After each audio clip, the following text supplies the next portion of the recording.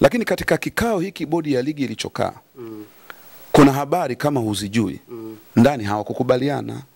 Ndio maana hata mjumbe mmoja alitoka akaondoka. Na kuondoka kwa mjumbe mmoja, huenda kwa mawazo yangu na kwa akili yangu inaniambia ndio sababu ambayo uongozi wa Yanga uliandika taarifa kwa umma. Lakini kwa Yanga ni kwa nini wale waruhusu mabouncer wakalizuia gari la Simba? Kwenye kanuni kuna sehemu gani inasema kanuni mabouncer wana kazi ya kufanya kuzuia gari la timu nyingine mwenda kwenye kufanya mazoezi? Swali zuri sana. Na swali la msingi sana.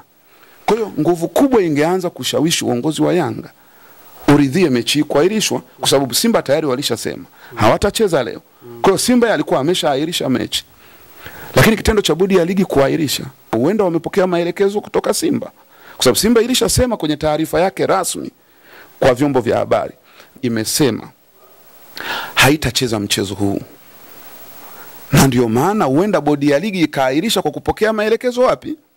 Simba. Yote uone kwamba pengine bodi ya ligi wamekaa kwa busara hiyo ambao unaisema, maana umesema kuna sheria, taratibu, kanuni na vitu vyote, baadaye kakaa kwenye busara.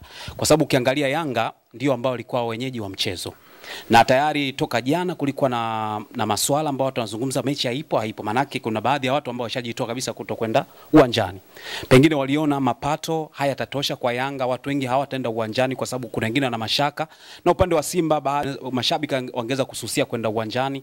Pengine ni busara ambao bodi ya ligi wameitumia hiyo. Hapana.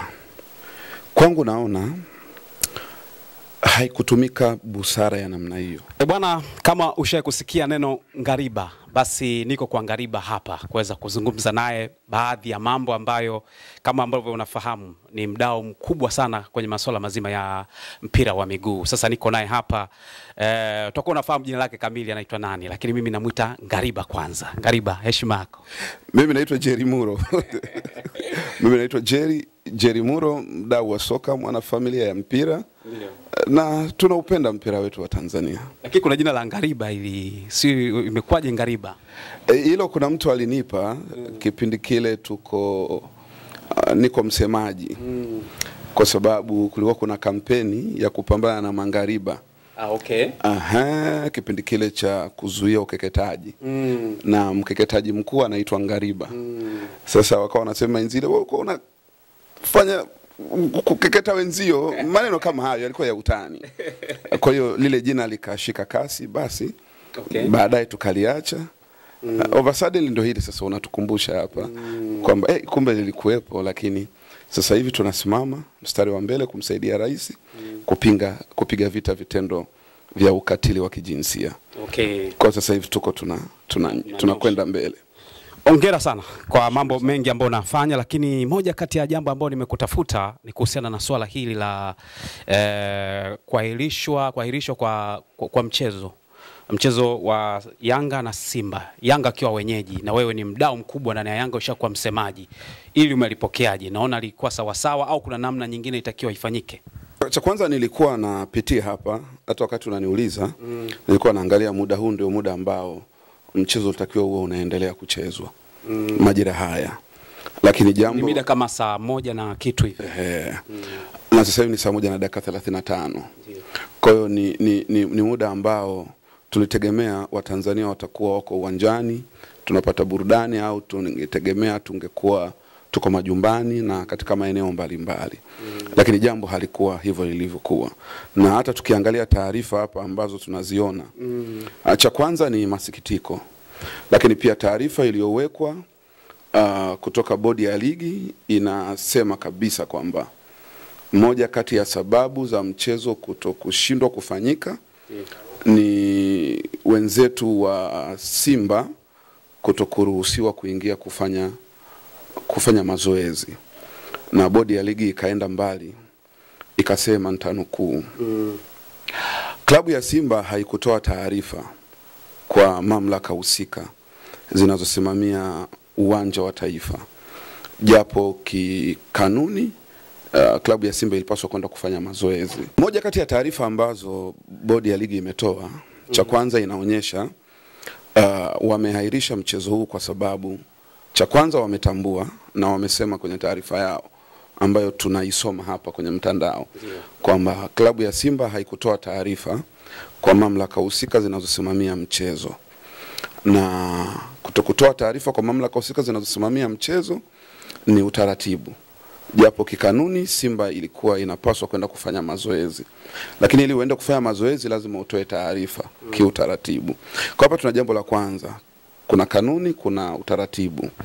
Lakini ikasema pamoja na Simba kutokutoa taarifa ya kwenda kufanya mazoezi, ndipo vurugu zikatokea kati ya watu wanaotajwa kuwa ni mabouncer wa timu ya Yanga, kuwazuia wachezaji na viongozi wa pamoja na gari kwenda kufanya mazoezi.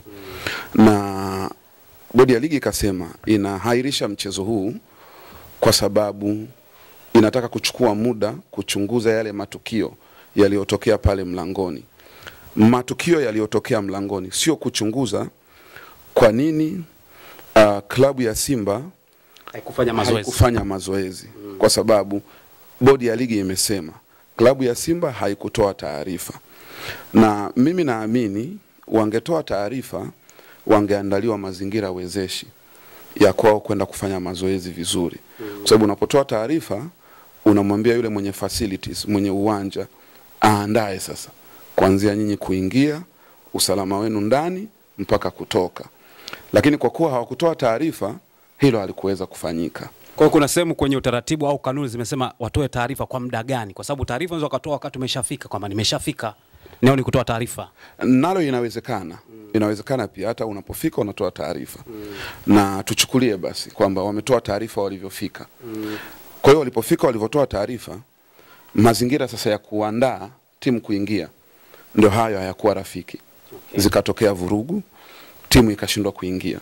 Kitendo ambacho bodi ya ligi imekiri ndicho hicho anachokichunguza, na ndio maana mchezo umeahirishwa. Mimi hoja yangu, nadhani kuna sehemu tunakosea kusimamia mpira wetu. Kuna sehemu tunakosea kuprovide leadership au management ya mpira wetu. We have failed to manage football industry yetu, hasa kwa bodi ya ligi. Kanuni zipo, sheria zipo, taratibu zipo zinazoelekeza 1, 2, 3, isipokuwa hivi linakuwa hivi. Katika hili tulidhani bodi ya ligi ingeweza kubaini ni nani amevunja kanuni na taratibu ipi na anastahili adhabu gani. Kama Simba ilifika ikatoa taarifa pale ilipofika, and then timu ikashindwa kuingia uwanjani, basi taratibu ziangaliwe, hatua zichukuliwe. Lakini lingine, unaposema mnachunguza vurugu zilizotokea pale, ninaamini mamlaka ya uchunguzi wa masuala ya vurugu ni jinai, ambao sio bodi ya ligi tena. Bodi ya ligi haina hayo mamlaka. Bodi ya ligi ina mamlaka ya kuangalia, kupokea taarifa zao, na kama ni jinai inapeleka kwenye mamlaka husika za kijinai ambalo ni jeshi la polisi au taasisi zingine. Lakini jambo lingine la pili, ambalo hili ndilo kubwa nalotaka wana familia ya mpira tulitazame, ni kanuni. Leo nataka tutazame kanuni ya 14. Kanuni ambayo inazungumzia kuahirishwa kwa mchezo. Tuyachukue yote yaliyofanywa na bodi ya ligi ni sawa sawa. Je, wameahirisha huu mchezo kwa kanuni gani? Kwa sababu kanuni ya 14, kanuni ya 34, ukisoma kifungu cha kwanza, mchezo unaweza kuahirishwa kutokana na sababu yoyote kati ya hizi zifuatazo. Kanuni ndogo ya kwanza 1.1 inasema endapo timu ya taifa ina mchezo. Katika tukio la jana, timu ya taifa haikuwa na mchezo. Kanuni ndogo 1.2, endapo timu inashiriki katika mashindano ya kimataifa na ina muda usiozidi siku 3. Ambao pengine Simba au Yanga, hakuna timu ilikuwa inashiriki kwenye mashindano ya kimataifa. Kwa hiyo utaona ya kwanza na ya pili hizo hazipo. Lakini 1.3 utaona sababu ya dharura au na yenye msingi itakayokubaliwa na TFF. Sababu ya dharura au na yenye msingi itakayokubaliwa na TFF. Shikilia hapo hapo. Sababu nyingine 1.4, endapo itatokea matukio yaliyo nje ya uwezo wa binadamu, force majeure, yasiyotarajiwa wala kusababishwa na timu husika, hiyo haipo nayo. Ya 1.5 inasema endapo wachezaji wasiopungua 3 wa klabu moja wataitwa kushiriki mchezo wa taifa, hiyo nayo haipo. Kwa sababu tunayoiangalia hapa ni 1.3. Na 1.3 inasema hata 1.4. Ukiangalia 1.4 ambao unasema ilikuwa ipo, hebu isome. Inasema endapo itatokea matukio yaliyo nje ya uwezo wa binadamu, ambayo hiyo tunazungumzia El Nino, tunazungumzia COVID-19, tunazungumzia majanga, matukio ambayo kutarajia kabisa, maafa ambayo hayasababishi na timu yoyote kati ya mbili, ambayo nayo haipo kwenye matukio lililotokea. Kwa hapa tunatazama kanuni 1.3 ambayo inasema sababu ya dharura na yenye msingi itakayokubaliwa na TFF. Sasa tuseme bodi ya ligi imekuwa na sababu ya msingi, sawa na ikakubaliwa na TFF. Tuje maelekezo yake namba 2, kanuni ya 34, tusome namba 2. Namba 2 inasema mchezo wowote ulioahirishwa chini ya kanuni 1.1 mpaka 1.3 mpaka 1.3. Ile 1.3 ndio nimewaambia tunakuja nayo huku sasa. Mnisikilize kwa makini. Hapa tunaongea vitu very sensitive, watu waelewe. Hii 1.3 ndio tunakuja huku. 1.3 inasemaje? Utaratibu wake unasemaje? Kwamba mchezo wowote utakaoahirishwa, tuseme mchezo umeahirishwa kwa sababu ya 1.3, kwamba sababu ya dharura na yenye msingi ambayo imekubaliwa na TFF, yale ambayo wameyaona kwamba ya msingi, wameyaona ya msingi. Sawa, tuseme kanuni ya 1.3 imekubalika. Sawa Sasa maelezo yake tusikilizane. Maelezo yake yanasema mchezo wowote ulioahirishwa chini ya kanuni 1.1 mpaka 1.3, ukitoa ile 1.4 na 1.5 mpaka 1.3 ambayo 1.3 tumekubaliana, ndiyo wako sahihi, ndio walioiandika na ndio walioiandika. Inasemaje? Mchezo utapangwa tena katika tarehe itakayoamuliwa na TPB, isipokuwa kama utaahirishwa chini ya kanuni 1.4 utachezwa siku inayofuata au muda mwingine wa karibu zaidi kadri ratiba inavyofanya nini, inavyoonyesha. Sawa Sasa turudi hii sababu ya dharura. Turudi sababu ya dharura. Nataka nikuulize swali. Dharura iliyotokea pale, kitu wa Tanzania, hebu tufungue kamusi zetu, tutazame neno dharura. Ni kitu ambacho lina maana gani? Ukitarajia kimekuja. Dharura. Dharura sio timu kushindwa kwenda kufanya warm up ya siku moja kabla ya mchezo. Hiyo sio dharura. Hiyo sio dharura. Hilo ni jambo ambalo linaweza kuwa managed. Kwa hiyo kwenye dharura wenzetu bodi ya ligi ingewasaidia Simba, kwa kuwa nao walitoa taarifa pale pale kama ambavyo tumekubaliana. Basi na bodi ya ligi nayo ilitakiwa itoe maamuzi pale pale, kwamba kwa kuwa mmetupa taarifa hapa na kwa kuwa mazingira sio wezeshi nyinyi kuingia, basi tunaomba twende Kidongo Chekundu, pana taa pale, pana kila kitu. Kama sio hapo twende Chamazi. Lakini kanuni, Jerry Muro, kanuni inasema kutumia uwanja ambao utaenda kutumia baada ya mchezo. Yaani kabla unafanyia mazoezi ambao utaenda kutumia. Ukienda kuchezea sehemu nyingine, si hata Bunju walikuwa nao uwanja Simba. Wabunju hauna taa. Tunachozungumza ni mazingira ya dharura. Kwenye dharura hatuangalii tena kanuni. Kwenye dharura hatuangalii nini? Kanuni. Kwamba ni lazima afanye mazoezi kwenye uwanja ambao atachezea mechi. Ndio maana hapa imesema kanuni ya 1.3 sababu ya dharura. Sasa wewe unadhani sababu ya dharura utaangalia kanuni kwamba hawa wanapaswa kufanyia mazoezi hapa walikopangwa, kwa hiyo lazima wafanyie hapa hata kama kuna hali ya usalama kuwa mdogo, kwa sababu tumeshasema nini? Dharura. Ndio maana nataka Watanzania tutulie kwenye hili. Hebu tutulize. Mambo haya yanahitaji watu wenye maarifa kidogo na sio wenye average knowledge, wenye akili ile ya kawaida tu. No. Hili jambo linahitaji watu wenye maarifa. Na lazima tukubali, Mungu kaweka maarifa kwa watu tofauti tofauti. Kuna watu wamepewa maarifa makubwa sana. Kuna watu wamepewa maarifa ya kawaida. Alafu kuna watu wamepewa maarifa madogo sana. Kwa hiyo hawa maarifa madogo sana na maarifa ya kawaida, hebu watoe nafasi kwa watu wenye maarifa makubwa kidogo walitazame jambo hili kistrategia. Ndio maana kanuni imesema, kanuni 1.3, kanuni ya 34.1.3 inasema sababu ya dharura au yenye msingi itakayokubaliwa na TFF. Kwa hiyo kwenye kanuni hii tunauliza, kama dharura, kwa nini pia busara haikutumika pale sasa? Kwa kuwa mazingira hayawezeshi, imeshakuwa dharura. Hatuwezi kwenda Kidongo Chekundu kwa sababu hitaji, kumbuka primary objective ni nini? Ni Simba kufanya warm up. Sio training. Simba inafanya warm up. Kwa wanaoelewa mpira na ambao wamekaa kwenye mpira, ni wakumbushe tu, mimi nimekaa huko miaka 3. Tunapokuwa na siku moja ya mechi, wachezaji wanafanya mazoezi mepesi. Yaani wanafanya mazoezi ya kuweka mwili fit.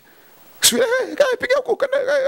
Yaani kuna aina fulani ya package ya mazoezi ambayo hayo unaweza ukayafanyia katika mazingira mazuri sana yenye miundombinu wezeshi, taa, uwanja mzuri. Umeelewa? Ambapo mazingira haya yalikuwepo. Na naomba Watanzania mnielewe. Ninasema hivi kwa sababu gani? Ninatazama watu waliotoka Mwanza, Bukoba, Songea ambao wamefunga safari. Ngoja kwanza wameacha shughuli zao za kuwaingizia vipato. Lakini wameweka fedha zao, wamechanga fedha zao, wakakodi mabasi, wengine wakapanda ndege, wakaja, wakalala kwenye hoteli za Dar es Salaam, wakalipa mapato. Wametumia muda wa siku 2 kufika Dar es Salaam. Leo kwa kuwa timu tu imeshindwa kwenda kufanya mazoezi kwenye uwanja mmoja wakati viwanja vingine vipo, ndio tuairishe mechi. Lakini natazama mamlaka ya mapato TRA imekosa kodi kiasi gani, na katika kipindi hiki ambacho tunahitaji kodi kweli kweli ili Mheshimiwa Rais aweze kuendelea kujenga vituo vya afya, hospitali na miundombinu ya barabara na mahitaji mengine yakiwemo umeme. Kwa tunatazama taifa limekosa kodi kiasi gani. Lakini tunatazama vijana wajasiriamali ambao walikwenda kukopa fedha ili watengeneze chakula, wauze pilau, wauze futari pale uwanjani, wauze bidhaa, merchandise, bidhaa ndogo ndogo hizi, jezi, souvenirs, skafu. Wale kumbuka, kuna baadhi wamekwenda kuomba hela. Nikope hela leo, kesho narudisha. Sasa mchezo hauko. Manake chakula kinatupwa. Na kwa imani yetu kutupa chakula sio jambo jema kabisa. Lakini hasara waliopata wale.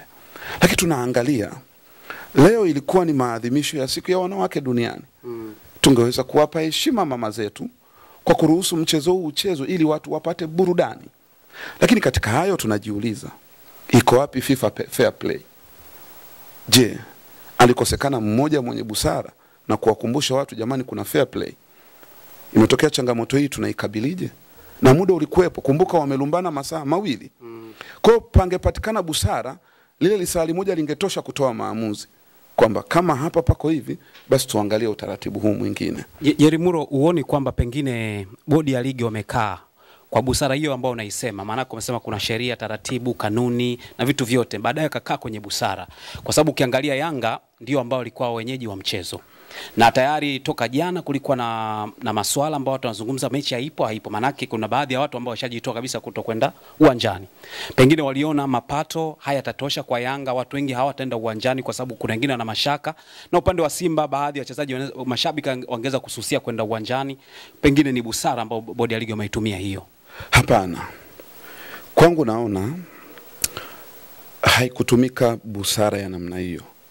Busara pekee ambayo ilikuwa inatafutwa hapa ni busara mechi ichezwe. Kumbuka kuna watu wametoa fedha kwa ajili ya matangazo ya biashara kwenye televisheni na kwenye radio. Lakini kumbuka kuna watu wamewekeza fedha nyingi kwenye maandalizi ya mechi. Ni vile tu watu hawajui inagharimu nini mtu kuiandaa timu kwenda kucheza. Ni gharama kubwa sana. Timu kama Yanga na timu kama Simba. Ni gharama kubwa sana. Busara ambayo tunaizungumza hapa ni busara ambayo ingewezesha mechi kufanya nini? Kuchezwa, na sio busara ya mchezo kuto kuchezwa. Nirudie kusema, sababu iliyotumika kuahirisha mchezo huu haijitoshelezi. Sio sababu ambayo wote tunaweza tukakubaliana kwamba ni sababu. Kwa mfano, ingenyesha mvua kubwa, mpira ukashindwa kutembea, watu tusingelalamika. Tungesema jamani, tujipange kipindi kijacho tujenge uwanja ambao utafunika. Maana hakuna mtu aliyeleta mvua. Maana hakuna mtu aliyeleta mvua. Na ni sababu ya pande zote mbili wanafurahi. Mimi natafuta sababu ambayo ingeifanya Yanga itulie na Simba itulie, ili wote kwa pamoja wakubaliane. Lakini katika kikao hiki bodi ya ligi ilichokaa, kuna habari kama huzijui, ndani hawakukubaliana. Ndio maana hata mjumbe mmoja alitoka akaondoka. Na kuondoka kwa mjumbe mmoja, huenda kwa mawazo yangu na kwa akili yangu inaniambia ndio sababu ambayo uongozi wa Yanga uliandika taarifa kwa umma, na ile taarifa kwa vyombo vya habari kwamba sisi tutapeleka timu na tutacheza mchezo huu, na kama mchezo utaahirishwa, hatuko tayari kucheza mchezo mwingine wowote kati ya Yanga na Simba. Nazungumza maneno haya ndugu zangu kwa ushahidi. Someni taarifa ya Yanga press release, someni taarifa ya bodi ya ligi. Ukisoma taarifa mbili zitakuonyesha kitu tunachokiongea. Yanga ameshasema, na hata makamu mwenyekiti wa Yanga ndugu yangu Arafat Haji amesema kwenye mtandao wa kijamii kwamba yeye haoni uwezekano wa timu hizi mbili kukutana katika msimu huu kama mchezo hautachezwa leo. Kumbuka yule ni makamu wa rais. Ni kauli ya klabu kabisa. Ni kauli ya klabu. Na ukiona ameweka, ujue hakukurupuka. Alilitazama kwa mapana, akapima kwenye ukubwa wake, akatoa tamko na yeye kwamba kama mchezo haukuchezwa leo, haoni kama kuna mazingira mengine wezeshi ya hizi timu kukutana tena katika msimu wa mwaka 2024-25 katika ligi. Wanaweza kukutana kwenye FA, kwenye kombe lile la CRDB. Lakini kwenye ligi hapana. Manake nini? Manake hata timu mwenyeji ambaye ndio alipaswa awe consultant, yani alipaswa atafutwe sana. Yani uongozi wa bodi ya ligi uongee naye sana, ulikuwa ni uongozi wa Yanga. Lakini Jeli Muro mnaridhia mchezo huu tuahirishe. Kwa hiyo nguvu kubwa ingeanza kushawishi uongozi wa Yanga uridhie mechi kuahirishwa, kwa sababu Simba tayari walishasema hawatacheza leo. Kwa hiyo Simba alikuwa ameshaahirisha mechi. Lakini kitendo cha bodi ya ligi kuahirisha, manake sisi huko mtaani tunasema huenda wamepokea maelekezo kutoka Simba, kwa sababu Simba ilishasema kwenye taarifa yake rasmi kwa vyombo vya habari. Ndugu zangu wa Tanzania, Simba kwenye taarifa yake rasmi imesema haitacheza mchezo huu. Na ndio maana huenda bodi ya ligi ikaahirisha kwa kupokea maelekezo wapi? Simba. Yote haya ninayozungumza yanawezekana kwa sababu ni taarifa rasmi ziko kwa wananchi, ni taarifa rasmi. Lakini ukiachana na Simba ambao walitoa msimamo wao, lakini kwa Yanga ni kwa nini waliwaruhusu mabouncer wakalizuia gari la Simba? Kwenye kanuni kuna sehemu gani inasema kanuni mabouncer wana kazi ya kufanya kuzuia gari la timu nyingine mwenda kwenye kufanya mazoezi? Swali zuri sana. Na swali la msingi sana. Kwa wasiofahamu, mabouncer sio vikundi rasmi vinavyotambuliwa kikanuni, kisheria, kitaratibu. Sio vikundi rasmi. Mabouncer ni vikundi tu ambavyo watu wanajitolea wenyewe kulinda timu yao. Nimekaa Yanga miaka 3 tukicheza dabi na Simba. Mimi niliwakuta. Niliwasikiaga wapo. Nikaingia Yanga nikawakuta. Nikawaacha wapo. Sio Yanga wala Simba, vipo, na hata kwenye timu nyingine vipo. Ni task force za watu wale watu wakereketwa wale watu wakulia wale. Ndio vikundi vinavyotumika. Wewe huoni basi likiingia unaona watu wamelizunguka basi hawana uniform, hawana nini, yani wanakimbia, wanajishika mikono, wanazingira basi, wachezaji wanashuka wanakwenda. Kile ni kikundi cha watu wenye mapenzi mema ya Yanga au Simba au Azam au JKT. Vipo tumevikuta viko pale. Kwa hiyo huwezi kusema kile ni kikundi rasmi kimetumwa na Yanga. Nikiwa mimi kiongozi Yanga, Hakuna maelekezo yoyote yalikuwa yanatolewa na uongozi wa klabu kwenda kwenye kile kikundi. Na ulikuwa unawauliza kile kinatambulika kama kiko chini ya klabu. No. Na ulikuwa ukiwauliza nyinyi mnalipwa na nani? Wanasema sisi huo ndio mchango wetu kwa timu. Huu ndio mchango wetu kwa timu, kwamba sisi ni vijana, tuna nguvu, tunadhani tunaweza tukailinda timu. Nakumbuka Yanga na Simba ni timu za wananchi. Sio timu yako. Wala sio timu ya babako. Mabounsa wakiambiwa na uongozi wa Yanga, acheni hayo mambo, si wanaweza kaacha au watabisha hata uongozi? Swali zuri sana. Nimekuuliza mwanzo. Katika swali hili wa Tanzania tusikilize vizuri. Umesema, je, hawakuambiwa na viongozi?